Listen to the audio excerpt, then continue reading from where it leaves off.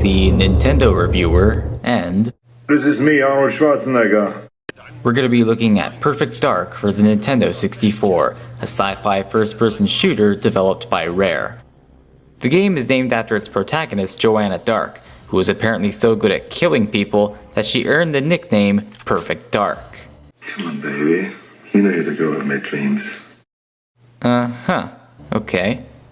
Although the game itself might not be perfect per se, especially by today's standards, it is an extremely well-made spiritual successor to Rare's 1997 first-person shooter GoldenEye. The same creativity that Rare put into GoldenEye also benefits Perfect Dark. The weapons, level designs, music, and other aspects of this game make it feel like a natural evolution of GoldenEye. Look out! She's got a gun! You won't shoot me, foolish child. Don't you know who I am? I'm the Juggernaut, bitch! Perfect Dark's story is about government agencies, a war between aliens that humans get mixed up in. It's very much the kind of plot you'd expect from a generic science fiction movie, but in the case of an FPS game made 12 years ago, it does make the single player mode more interesting. And what also makes this game an interesting FPS is its level design. The levels are linear-ish. It's not a free roam game like Banjo-Kazooie or anything, but you do have quite a bit of freedom with the path you choose and what parts of a level you want to visit and when. And the levels do feel different from one another, and some of them really capture that science fiction feel. But with a lot of levels, what will happen often is... Where are we? Yeah, that. Frequently, it's easy to get lost in some of the levels, especially the ones where the rooms, hallways, and caverns almost look the same. And there's no pointer on the screen that tells you where to go, so you'll have to find your own way around a lot. And of course you can make things even harder on yourself by playing on different difficulty modes. The harder the difficulty, the more objectives you have to complete, and the easier it is for you to get killed. Also, the enemy AI will be a bit more tactical instead of just standing there like idiots so you can mow them down. You've just been erased.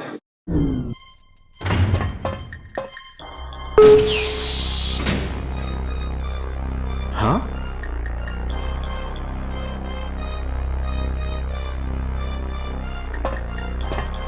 The game's graphics do look really blocky and oftentimes even blurry, and I'm not just saying that because of how old this game is. I actually noticed all this even back in the year 2000 when this game came out. But for a shooter on the N64, the graphics were still really good, even slightly improved over GoldenEye.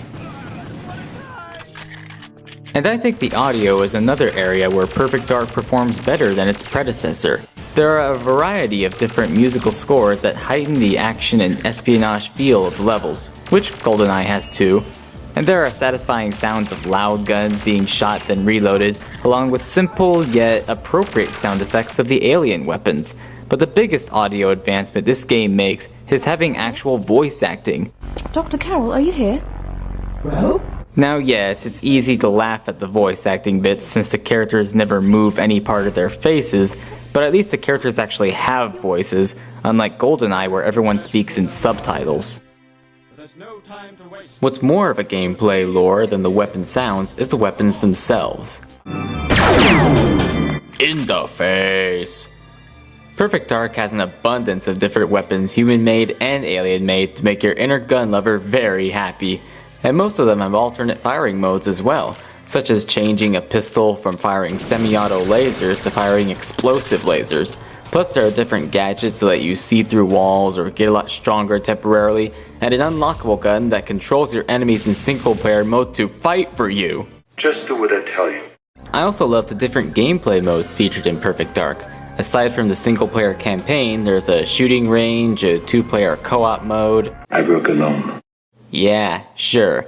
Unless it's with Joanna Dark, right? Yeah. Arnold and Joanna sitting in a... Shut up! Sorry, just a joke. Damn. Anyway, I want to mention another mode that as far as I know doesn't exist in other first-person shooters. This is the counter-operative mode. Think co-op mode, except the second player controls one of the henchmen that player 1 has to kill. Like that poor bastard I just wasted would be controlled by the second player. Then player 2 would respawn as another henchman. This could become a pretty challenging mode for player 1 if player 2 happens to be really good at shooters. And now that I think about it, this mode could be amazing in FPS games on Nintendo's upcoming console, the Wii U. So if any developers who plan to make Wii U first-person shooters are watching this, for real guys, consider putting counter-operative in those games. But before I end up talking endlessly about Nintendo's new console, I want to cover Perfect Dark's multiplayer, which is definitely the mode I spend the most time on when I play this game. The customization options for multiplayer are especially awesome. For one thing, you can customize the characters who play in the death matches by choosing the head and body separately, so you can put a male head on a female body and vice versa, or you can put an alien head on a human body. You can do this with up to 8 playable AI bots and to the human-controlled characters. So someone or all the players can play as mixed-match characters or Elvis the Short Alien, who I label as the knick-knack of the game. Frickin' short characters being harder to shoot. You can also customize the difficulty and personality of each of the 8 individual bots.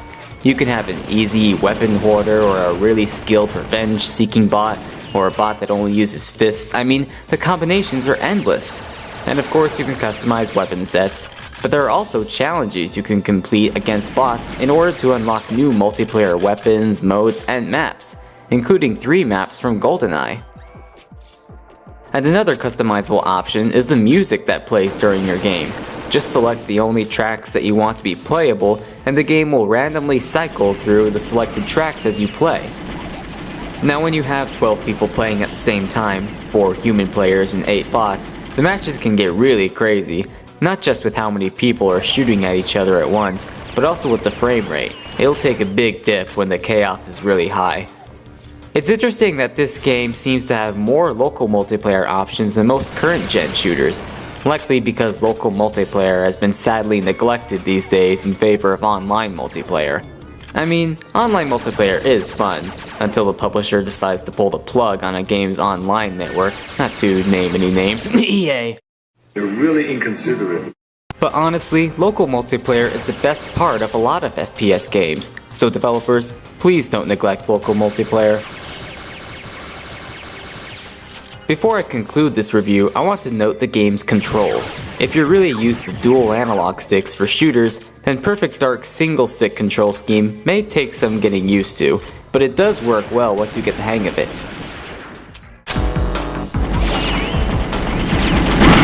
Happiness is a headshot, as Michael Ford would say. If you're a die-hard FPS fan or you're just looking for a fun shooter to play on your N64 with a bit of nostalgia, Perfect Dark is definitely a game you should buy. Sure, it hasn't aged all that well visually, but gameplay is far more important than graphics, and that's where Perfect Dark shoots a bullseye. Or a headshot. Now if you'll excuse me, Arnold! You! Me! This game's multiplayer! Pistols only! I challenge you! Come and get me.